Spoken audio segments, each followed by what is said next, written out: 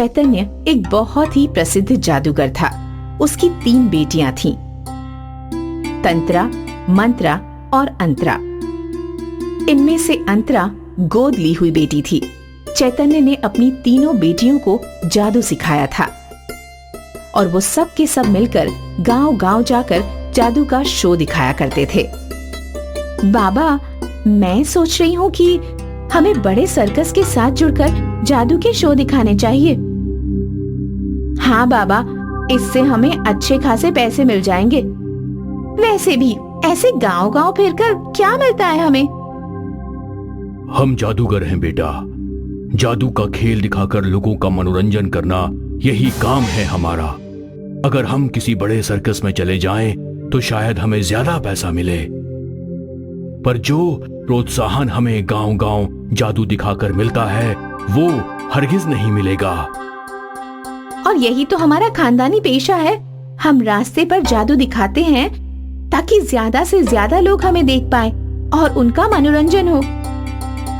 और दीदी, अगर हम सर्कस में शो दिखाएंगे तो बस जिनके पास टिकट के पैसे हैं वही हमें देख पाएंगे, तो उसमें बुराई क्या है? बुराई कुछ नहीं है, बस ये नहीं करना चाहता।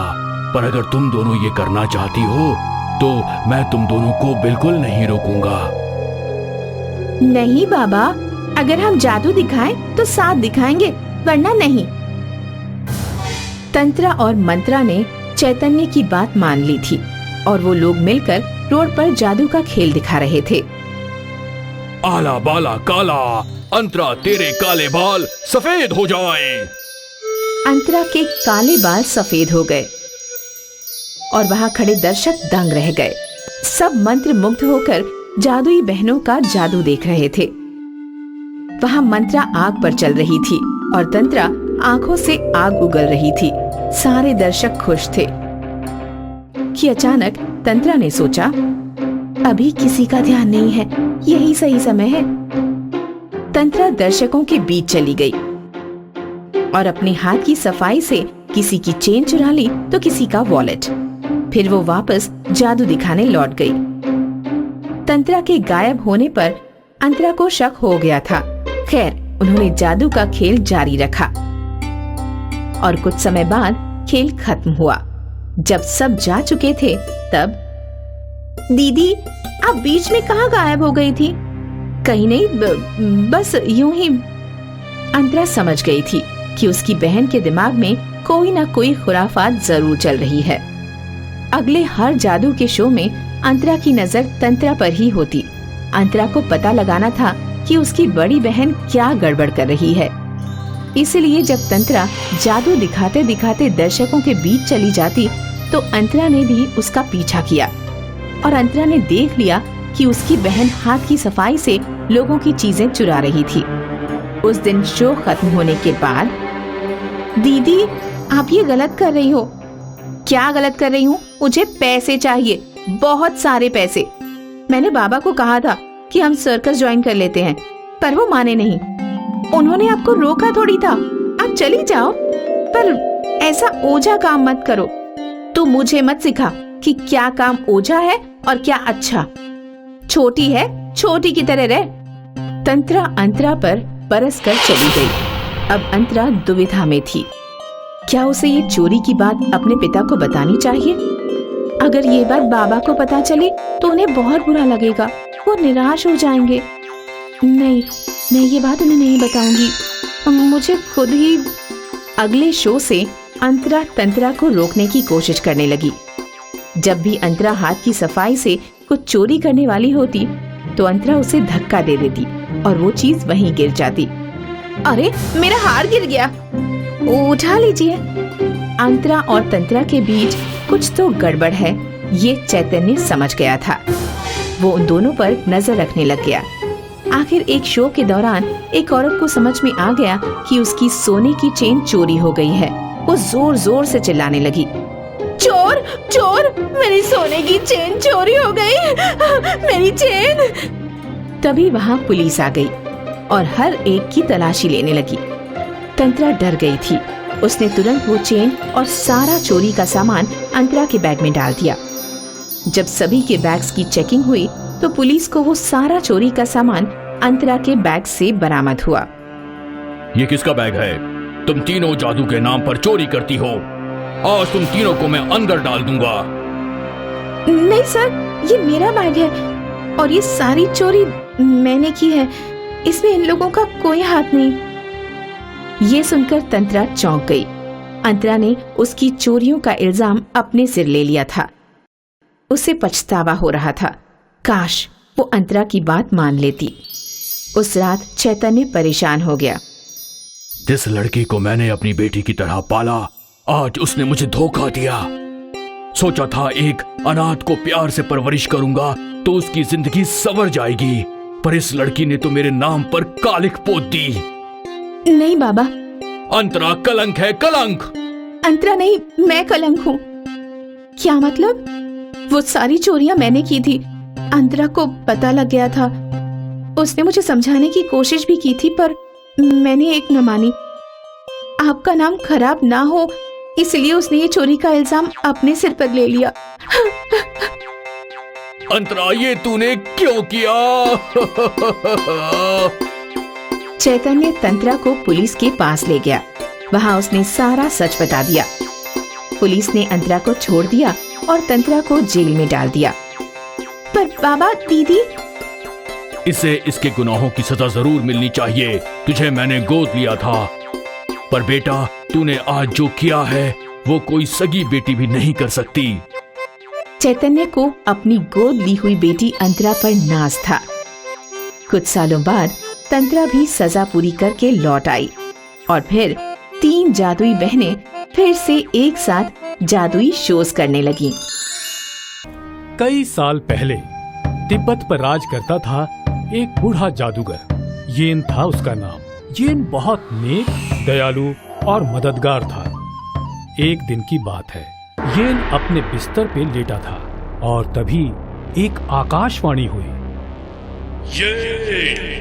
अब तुम्हारा अंत नजदीक है।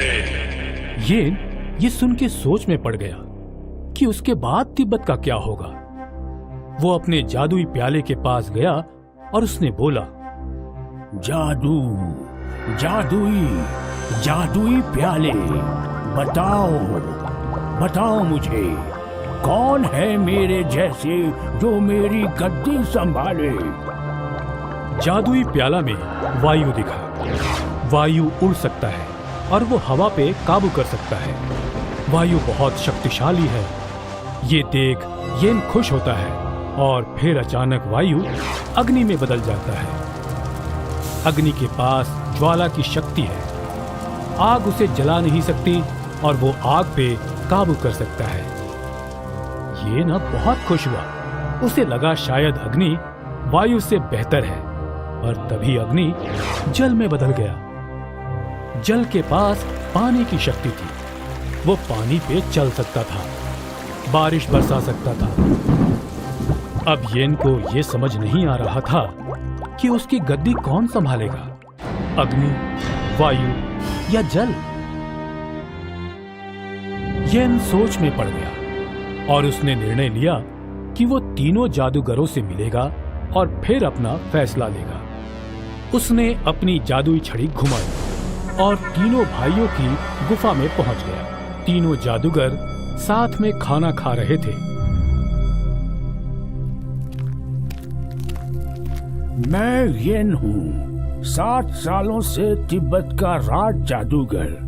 मैं यहाँ तुम तीनों से मिलने आया हूँ क्योंकि अब मैं बूढ़ा हो चुका हूँ और मैं चाहता हूँ कि तुम तीनों में से जो सबसे शक्तिशाली हो वो मेरी गद्दी संभाले, मतलब तिब्बत का राज जादूगर बने।